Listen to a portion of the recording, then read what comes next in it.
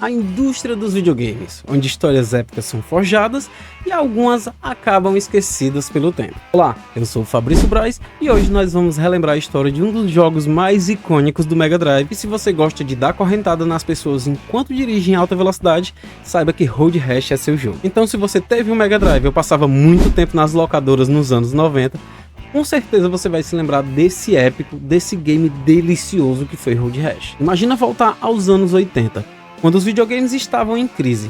Foi nesse cenário que Trip Hawkins, um ex-funcionário da Apple, teve uma ideia brilhante: fundar uma editora especializada em publicar jogos para PC.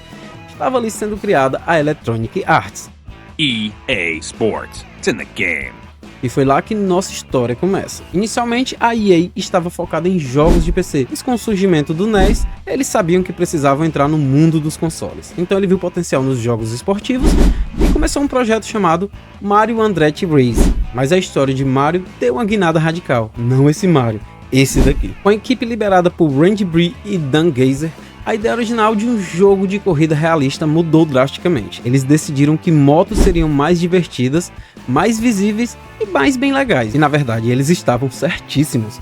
E daí surgiu a inspiração para o nome, Road Rash. Mas não foi só a mudança de veículo que fez a diferença. O desenvolvimento do efeito de estrada inclinada foi um desafio monumental. Imagine 6 meses dedicados a criar sensação de velocidade e liberdade.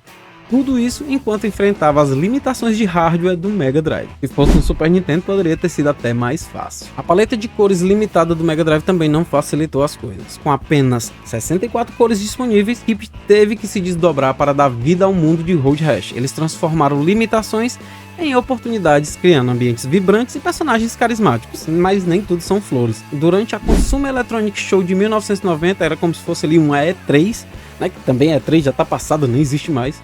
A equipe teve que encarar críticas sobre a instabilidade na taxa de frame por segundo e a falta de naturalidade nas animações. Se a equipe estava enfrentando críticas pela taxa de frame desse jogo no Mega Drive, imagina quando eles vissem a versão para Master System, que por sinal eu gostava, mas vendo hoje é muito lentinha. O jogo parecia, nas palavras dos críticos, dócil demais. E assim, mais 6 meses foram dedicados a aperfeiçoar a experiência do jogo. Quando o jogo finalmente chegou às prateleiras em setembro de 1991, ele causou uma sensação, um estardalhaço.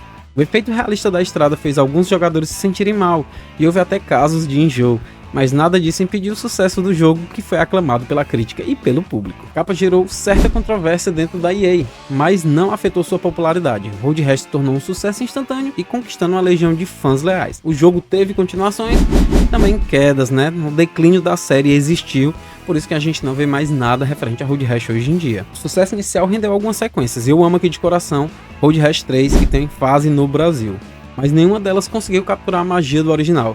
Com críticas sobre repetitividade e um estilo datado, a série começou a perder o brilho. Ainda assim, a série teve momentos de destaque com a sua chegada ao 3DO, que impressionou principalmente pelos gráficos e as cenas que eram gravadas em filme. Essa versão também teve para PlayStation e Sega Saturn, a qual eu joguei na época. Mas no geral, as críticas apontavam para uma fórmula desgastada e falta de inovação. A EA tentou até fazer em 3D, teve lá no PlayStation 1, PlayStation 2, e teve outros projetos que nunca foram concluídos. O mais próximo que chegamos de um novo Road Rash foi com Road Redemption, um projeto financiado coletivamente, que, embora divertido, não capturou a essência do original. E assim a história do Road Rash continua, uma lembrança nostálgica de uma era dourada dos videogames, quando correr pelas estradas era mais do que apenas uma corrida. Era uma aventura e quem sabe talvez um dia veremos aí o ressurgimento dessa icônica franquia. Eu acredito que seja muito difícil, mas a gente torce por isso. Quando você estava lá nas locadoras nos anos 90, você jogava esse jogo, você via Road Rash lá na prateleira e dizia: essa capa tem um cara batendo no outro enquanto dirige uma moto, eu quero jogar isso? Era assim que eu me sentia. É um jogo que eu guardo no coração. Faz tempo demais que eu não jogo ele. Posso até trazer uma gameplay aqui pro canal se você disser que quer. Fabrício, joga lá Road Rash, que eu trago pelo menos o 3, eu trago, que eu sei que o 3 é muito melhor do que os outros dois. Pelo menos graficamente, pelo menos com muita inserção de itens novos e motos diferentes. Mas deixa aqui nos comentários se você jogava essa pérola do Road Rash, nem que seja lá no Master System, que muita gente acredita aqui no Brasil que jogou no nosso querido Master System. Deixa aqui nos comentários que eu quero saber demais.